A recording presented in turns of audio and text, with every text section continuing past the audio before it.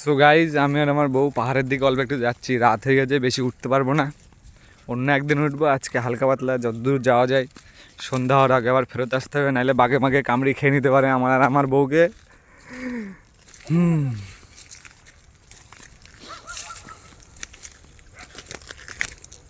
সব বাবলা গাছ, বাবলা গাছে বাঘ বসেছে।